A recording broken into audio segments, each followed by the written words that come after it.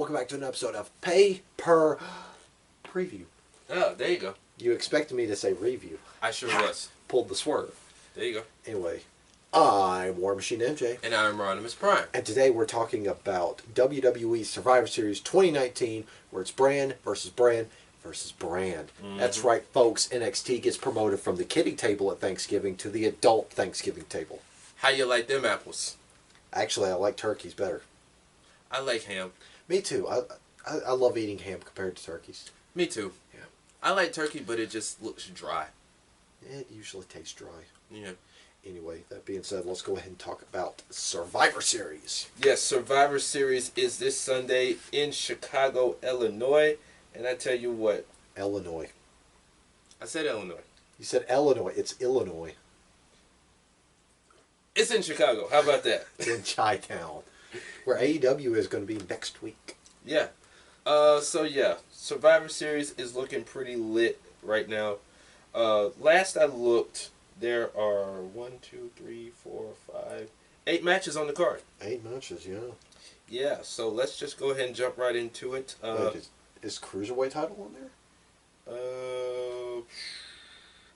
Not that I see. No. 1, 2, 3, 4, 5, 6, 7, 8. No, Cruiserweight title match is not on this. Okay, well, Mainstream put Cruiserweight Championship. Oh. Anyway. I don't think there's one on there. No. I haven't announced anything about it. Anyway, yeah, let's go ahead and jump into this. We'll start off with the NXT Championship. Now, as they mentioned at TakeOver War Games, it will be a triple threat match involving the Bruiserweight Pete Dunne, Killian Dane, and Damian Priest. The winner will be the #1 contender to face Adam Cole Sunday for the NXT Championship. We all said Pete Dunne, right? Me and you say Pete Dunne. Mainstream says Damian Priest. Okay. He wants to be the NXT champion of infamy. Okay. But anyway, we're all going Adam Cole. Yeah, all three of us across the board. Adam Cole's going to stay undisputed NXT champion. Yes, and then the next match will be for the WWE Universal Championship, where it will be The Fiend, Bray Wyatt, let him in, taking on... he doesn't do that. He doesn't do that. He doesn't do that. Well, I think he should do it this Sunday. He'll be taking on Daniel Bryan. Now, before we get into this match, I haven't asked you at all about this because I want to get it documented on camera. How do you feel about this match?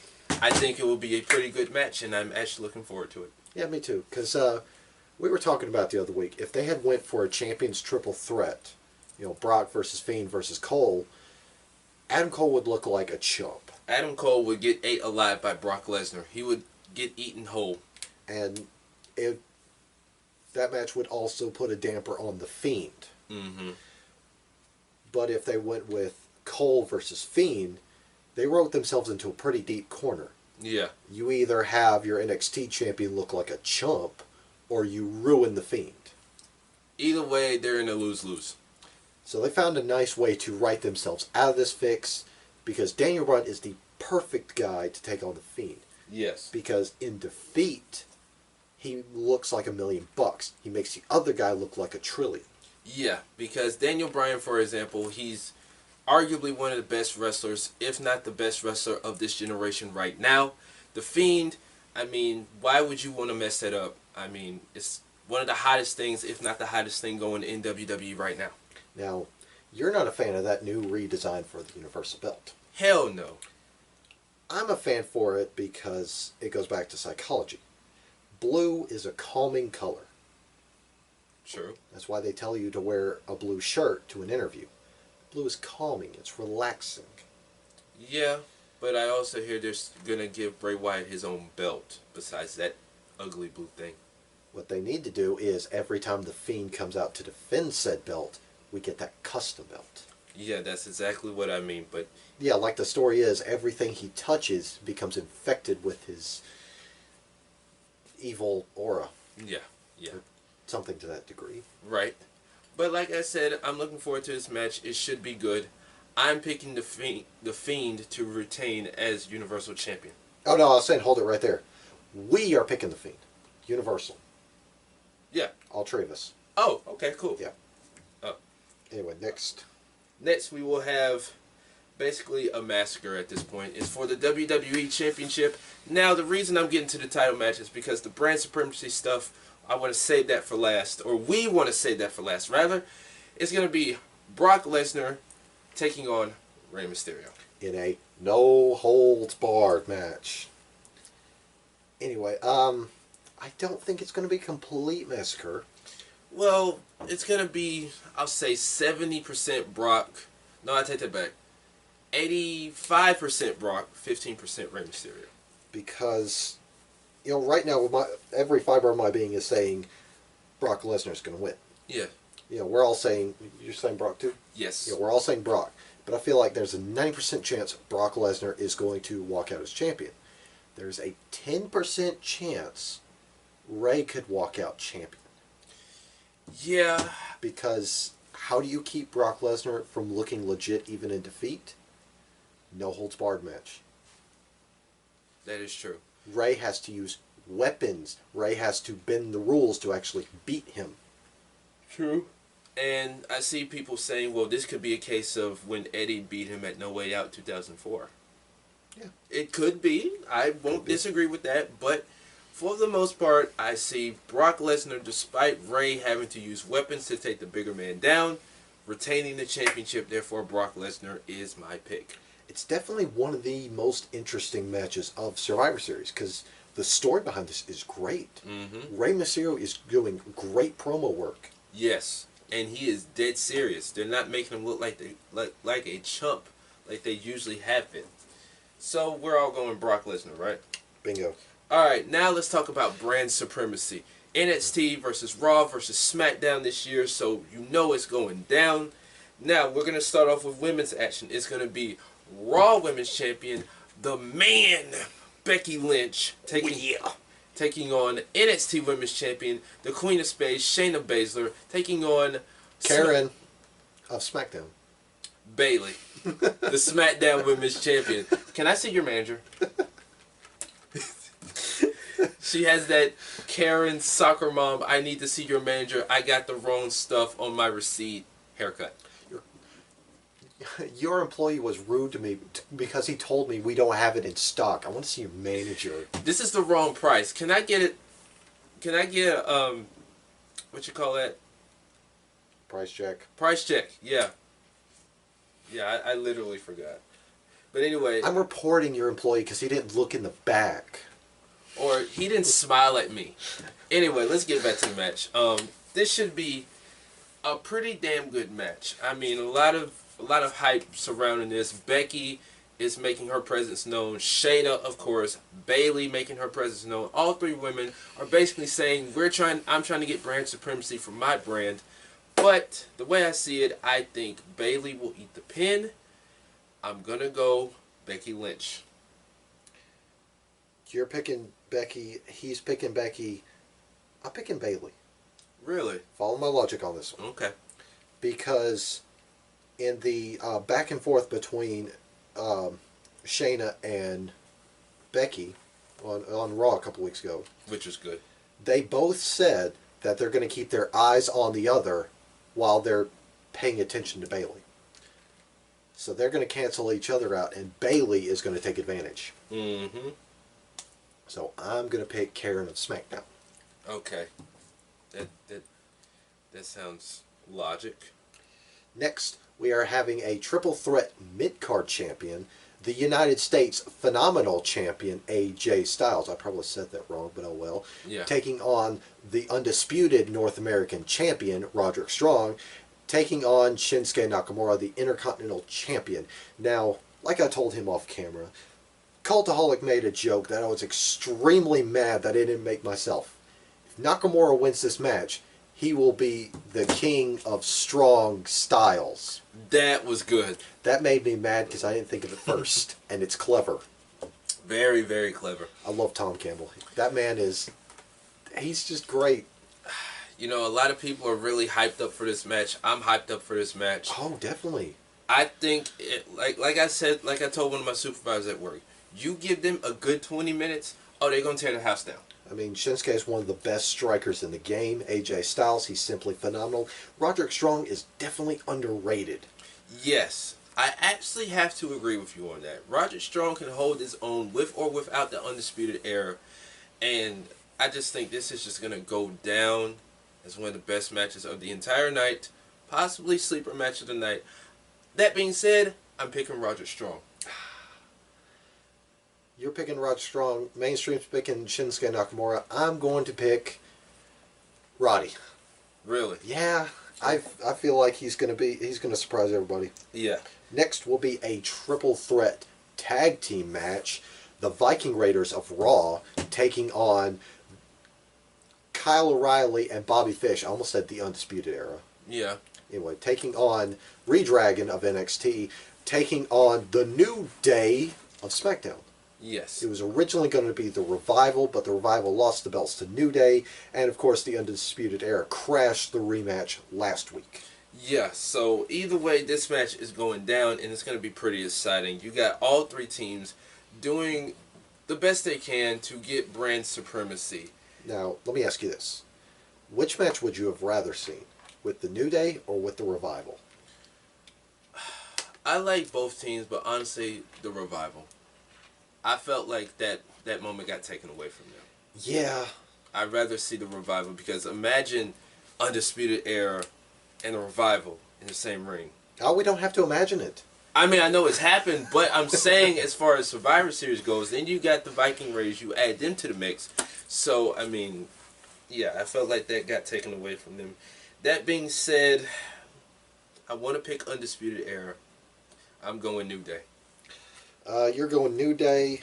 Mainstream's going Viking Raiders. I'm going to go with the Undisputed Era. Cool.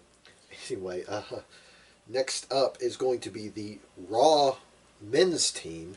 It's going to be triple threat tag team elimination match, 5-on-5. Team Raw is going to be Seth Rollins not Andrade, damn. Seth Rollins, Drew McIntyre, Kevin Owens, Ricochet, and Randy Orton. Team SmackDown is going to be Roman Reigns, team captain, Baron Corbin, your favorite wrestler, Shorty G, Ali, Chad and Gable. Braun Strowman. And the NXT team has been yet to be determined. They didn't even say it on the NXT broadcast. Yeah. Now, before we go into our picks, let's just pick our speculatory teams. It's not going to count against us. So. Yeah. I'm going to say NXT. My team captain is Tommaso Ciampa, Keith Lee, Dijakovic, Finn Balor. I'm trying to remember. Who did I say for number 5? Matt Riddle. No. You said Pete Dunne. You know what? Yeah, I will go Matt Riddle. Because apparently that's the thing. Every team's got to have some sort of conflict. Yeah. Well, I'll say Finn Balor's captain, Matt Riddle, Keith Lee, Dominic Dijakovic, Tommaso Ciampa. I mean, it's obvious that Lee, Dijakovic, and Ciampa's got to be in there. They've been front and center for all the brawls. Yeah. So, yeah, I think that'll be the team.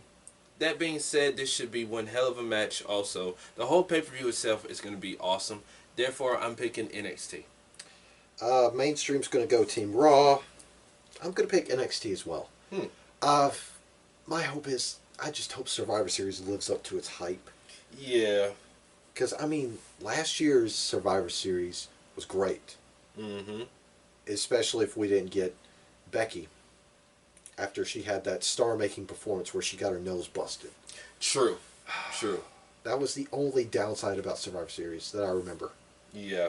And the year before that was even better, except for that stupid shenanigans in the men's tag team match. Oh, with Triple H and Braun Strowman. Triple H and Braun Strowman and Kurt Angle and Shane O'Mac. Yeah, and then he and Triple H looked like he just saw his life flash before his eyes. Yeah, because Braun Strowman threatened him, and Triple H looked like he had peed and pooped himself. I mean, every time I see that meme of his face, it's just like, you know. Yeah. Anyway, and finally, we've got the women's 5-on-5 elimination triple threat tag team match. God, that's such a mouthful. I mean, you got all three brands, so it's a lot to digest, but let's just go ahead and get into it. Last but not least, on the women's side for Monday Night Raw, you have Charlotte Flair as captain, Natalya, Asuka, Kairi Sane, and Sarah Logan. Team SmackDown, you have the Boss Sasha Banks as captain with Carmella, Dana Brooke, Lacey Evans, and Nikki Cross, with Team NXT yet to be announced. Now, once again, we're going to put on speculating hats, and we're going to draft our own teams. You go first, since I went first last time. Alright, Team NXT, I see Rhea Ripley as captain, with Candice LeRae, Bianca Belair, Io Shirai, and I'm going to throw a little surprise out there, Toni Storm. All right. We haven't seen Toni Storm since she lost at TakeOver Cardiff. Yep. Now, I'm picking... Oh, I remember who I said for my fifth on the men's team. I said Walter, but Matt Riddle is more plausible than Walter's. Yeah. Anyway, my women's team. Rhea Ripley is captain. I'm going to say Tegan Nox, Dakota Kai, Bianca Belair, and Io Shirai. Those crisp moonsaults. One of the best moonsaults in the game. At least she doesn't overlap her opponent, unlike Charlotte. Between her and Kota Ibushi, who's got the best one? Ooh, that's hard to pick. I'm going to go Io. Both have crisp, excellent moonsaults, and they execute perfectly, but I'm definitely going to go Io. Now, I'd be... And even Sonata, he has a good moonsault too. Right. Now, even I would be happy if Kaylee Ray was in this match. Yes. I love Kaylee Ray. She's amazing. Well, see, with Team NXT on the women's side, they got options. You got Kaylee Ray, you got Candice LeRae, you got Tegan Nox, you got Bianca, so on and so forth. You got options out there. NXT, it just... not NXT, but Raw and SmackDown, it feels like, okay, well, we got our big names out there. Pick names out of the hat. That's who are going to fill the roster. Yeah, Sarah Logan, Carmella, Dana Brooke. Liv Morgan. We don't use her. Ember Moon. Oh, I'm sorry. She's injured. She's done. Peyton Royce. Okay. Yeah. You get the point of what we're saying. Yeah, they just literally drew names out of a hat, I feel like. Except for Nikki Cross. Nikki Cross just kind of felt like, she was coming out there. You know something? I've been thinking about this for a long time. I was very skeptical of how they were going to use her on the main roster, but they've done a decent job of her. Yeah. I'm very surprised. But like Corey Graves said, out of all three brands as far as the women's division goes, NXT is practically the best right now. Yeah. Because, like I said, you got options out there. And the way Triple H and those guys down at NXT are using them, perfect. Even some of the scrubs that we don't normally see. So, you want to give Aaliyah her props? I guess. She's okay. I still don't care for her. I mean, despite having a busted nose, she's okay. Yeah. Anyway, who do you pick to win the women's match? Ooh, I want to say Team NXT, but I'm going to go Team SmackDown. You both say Team SmackDown. I've kind of said Team NXT on all the triple threats so far. Yeah. I'm going to go Team Raw. Really? Who do you see as the sole survivor? Or sole survivors, depending on who's left. If we're going... Well, I'm going to say one sole survivor. I'm going to say Charlotte. Because it's Charlotte. True. She's overbooked to oblivion. True. I'm going to say... If it's Team Raw... If it's just one left, I'm going to say Team Raw, Asuka. If it's Team SmackDown, Nikki Cross. If it's Team NXT, I'm going to say Rhea Ripley. Those are good picks. Yeah. But, yeah.